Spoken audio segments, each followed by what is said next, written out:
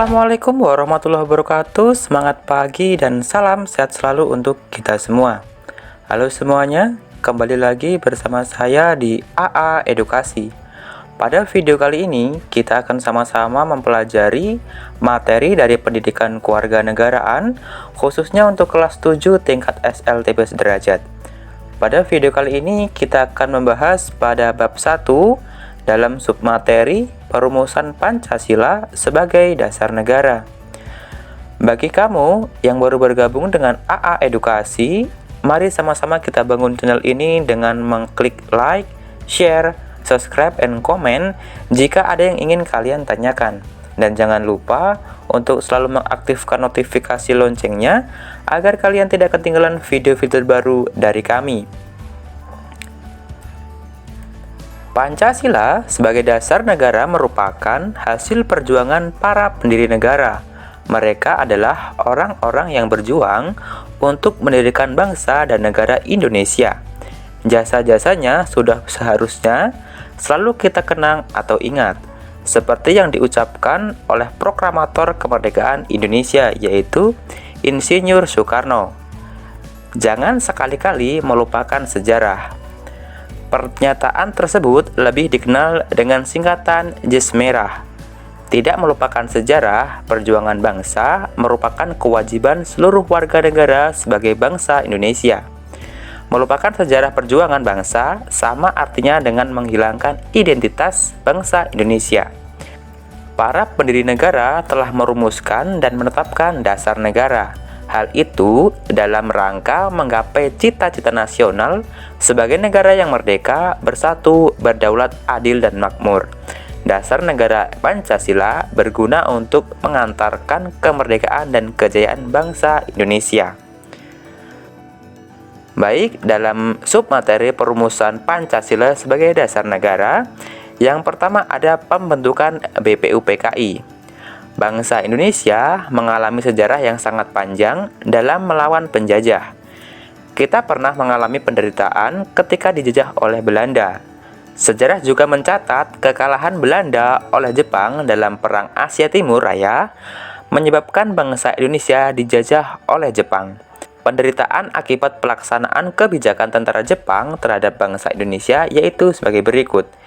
Yang pertama, ada pelaksanaan kerja paksa. Yang kedua, pengambilan paksa. Yang ketiga, ada perbudakan paksa. Jepang mulai menguasai wilayah Indonesia setelah Belanda menyerah di Kalijati, Subang, Jawa Barat pada tanggal 8 Maret 1942. Kedatangan Jepang semula disangka baik oleh bangsa Indonesia, namun hanya sekedar menarik simpati rakyat. Kemenangan Jepang di Asia tidak bertahan lama. Pihak sekutu yaitu Inggris, Amerika Serikat, dan Belanda melakukan serangan balasan. Satu persatu daerah yang dikuasai Jepang kembali ke tangan sekutu. Melihat hal itu, pada peringatan pembangunan di Jawa Baru tanggal 1 Maret 1945, Jepang mengumumkan pembentukan Dokuritsu Zunbi Tosakai atau Badan Penyelidik Usaha-Usaha Persiapan Kemerdekaan Indonesia yang disebut dengan BPUPKI untuk menyelidiki usaha-usaha persiapan kemerdekaan. Janji Jepang membentuk BPUPKI direalisasikan pada tanggal 29 April 1945 bersamaan dengan hari ulang tahun Kaisar Hirohito. Secara resmi, BPUPKI dilantik oleh Jepang dengan beranggotakan berjumlah 62 orang yang terdiri atas tokoh-tokoh bangsa Indonesia dan 7 orang perwakilan dari Jepang. Ketua BPUPKI adalah Dr. RKT Rajiman Widyodiningrat dengan 2 wakil ketua yaitu Ichibangase Yoshio dari Jepang dan RP Soeroso. BPUPKI mengadakan sidang sebanyak 2 kali, sidang resmi dan sidang 1 kali sidang tidak resmi. Sidang resmi pertama dilaksanakan pada tanggal 29 Mei sampai dengan 1 Juni 1945, membahas tentang dasar negara. Sidang kedua berlangsung pada tanggal 10 sampai dengan 17 Juli 1945 dengan membahas rancangan Undang-Undang Dasar. Pada pelaksanaan sidang tidak resmi hanya dihadiri oleh 38 orang. Kegiatan ini berlangsung di masa reses antara sidang pertama dan sidang kedua. Tujuannya untuk membahas rancangan pembukaan Undang-Undang Dasar Negara Republik Indonesia tahun 1945 yang dipimpin oleh anggota BPUPKI yaitu Insinyur Soekarno. Sidang BPUPKI dilaksanakan di gedung Cho Sai In, dan kini gedung itu dikenal dengan sebutan Gedung Pancasila. Yang kedua ada perumusan dasar negara. Dasar negara merupakan pondasi berdirinya sebuah negara. Oleh karena itu, dasar negara sebagai pondasi harus disusun sekuat mungkin sebelum suatu negara berdiri. Ketua BPUPKI Dr. KRT Rajiman Widyoningrat pada pidato awal sidang pertama menyatakan bahwa untuk mendirikan bangsa merdeka diperlukan suatu dasar negara. Untuk menjawab permintaan Ketua BPUPKI, beberapa tokoh pendiri bangsa mengusulkan rumusan dasar negara. Usulan mengenai dasar negara Indonesia dalam sidang pertama BPUPKI secara berurutan dikemukakan oleh Muhammad Yamin, Supomo, dan Ir Soekarno. Pada sidang BPUPKI tanggal 29 Mei 1945, Mr. Muhammad Yamin saat mengusulkan rancangan dasar negara Indonesia mengatakan bahwa rakyat Indonesia mesti mendapat dasar negara yang berasal daripada peradaban kebangsaan Indonesia. Orang Timur pulang kepada kebudayaan Timur. Muhammad Yamin mengusulkan secara lisan 5 dasar bagi negara Indonesia merdeka, yaitu sebagai berikut. Yang pertama ada pri kebangsaan, yang kedua ada pri kemanusiaan, yang ketiga ada pri ketuhanan, dan yang keempat ada pri kerakyatan, yang terakhir ada kesejahteraan sosial. Asas dan dasar Indonesia merdeka secara tertulis menurut Muhammad Yamin adalah sebagai berikut. Yang pertama ketuhanan yang Maha Esa, yang kedua kebangsaan, persatuan Indonesia, yang ketiga rasa kemanusiaan yang adil dan beradab, yang keempat kerakyatan yang dipimpin oleh hikmat, kebijaksanaan dalam permusyawaratan perwakilan, dan yang kelima keadilan sosial bagi seluruh rakyat Indonesia. Selanjutnya pada tanggal 31 Mei 1945, Supomo menyampaikan pidatonya tentang dasar negara. Menurut Supomo, dasar negara Indonesia merdeka adalah sebagai berikut. Yang pertama persatuan, yang kedua kekeluargaan, yang ketiga keseimbangan lahir dan batin, yang keempat musyawarah, yang kelima keadilan rakyat. Insinyur Soekarno pada tanggal 1 Juni 1945 menyampaikan pidato tentang dasar negara Indonesia merdeka. Rumusan dasar negara yang diusulkan olehnya adalah sebagai berikut. Yang pertama ada kebangsaan Indonesia. Yang kedua internasionalisme atau pri kemanusiaan. Yang ketiga mufakat atau demokrasi. Yang keempat kesejahteraan sosial. Dan yang kelima ketuhanan yang berkebudayaan. Insinyur Soekarno dalam sidang itu pun menyampaikan bahwa kelima dasar negara tersebut bukan dinamakan Pancadharma atas petunjuk seorang teman ahli bahasa. Rumusan dasar negara tersebut dinamakan Pancasila. Sila artinya asas atau dasar, dan di atas kelima dasar itulah mendirikan negara Indonesia yang kekal dan abadi. Pada akhir masa persidangan pertama, Ketua BPUPKI membentuk panitia kecil yang bertugas untuk mengumpulkan usulan para anggota yang akan membahas atau yang akan dibahas pada masa sidang berikutnya. Panitia kecil beranggotakan 8 orang di bawah pimpinan Insinyur Soekarno dengan anggota terdiri atas Ki Bagos Hadikusumo, Kiai Haji Wahid Hasyim, Mr. Muhammad Yamin, Sutarjo Karto Hadikusumo, A.A. Maramis, Otto Iskandar Dinata, dan DRS Muhammad Hatta. Panitia kecil mengadakan pertemuan untuk mengumpulkan dan memeriksa usul-usul menyangkut beberapa masalah, yaitu Indonesia merdeka.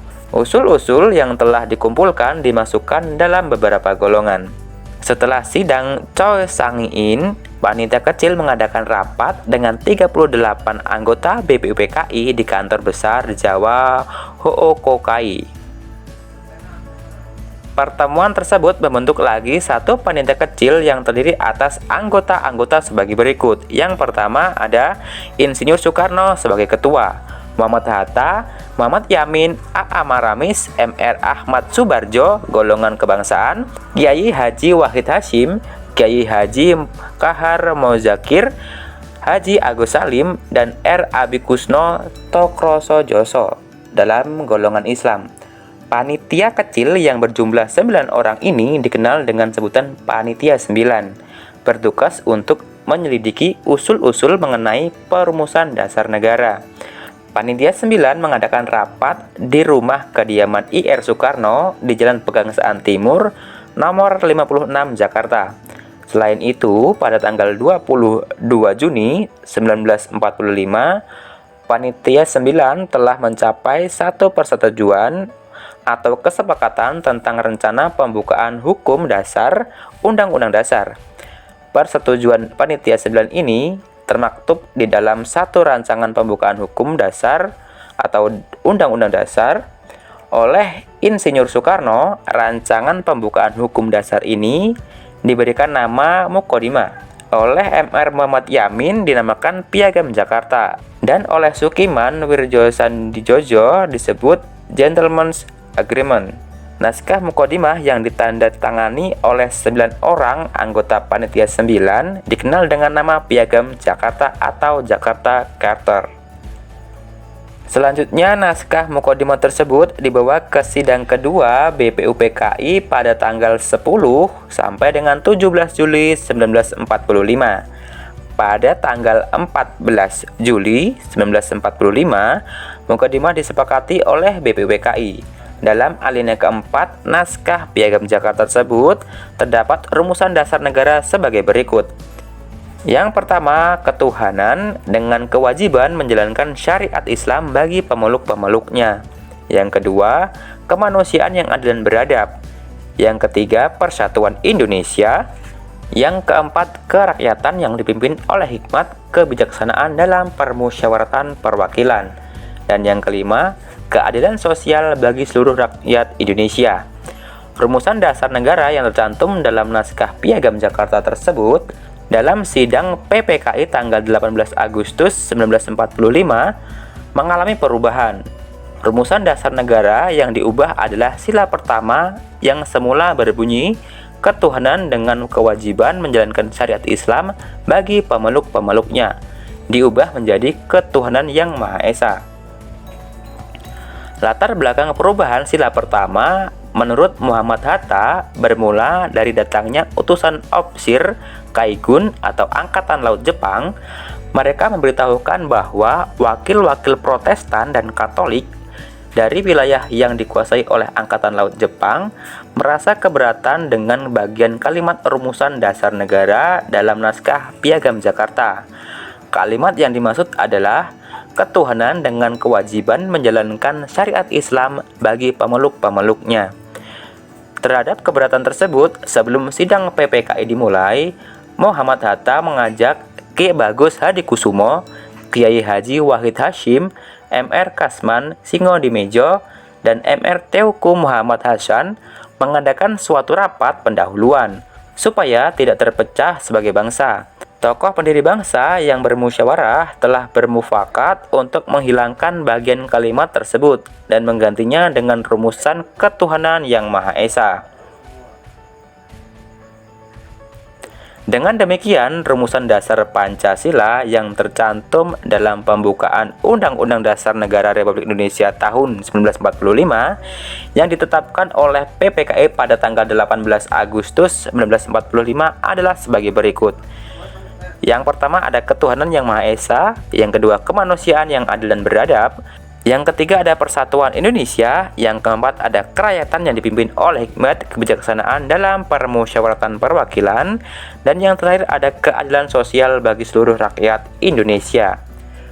Nah, demikianlah materi yang dapat saya sampaikan dalam submateri perumusan Pancasila sebagai dasar negara. Saya akhiri sampai di sini. Minta maaf jika ada kesalahan kata. Wassalamualaikum warahmatullahi wabarakatuh.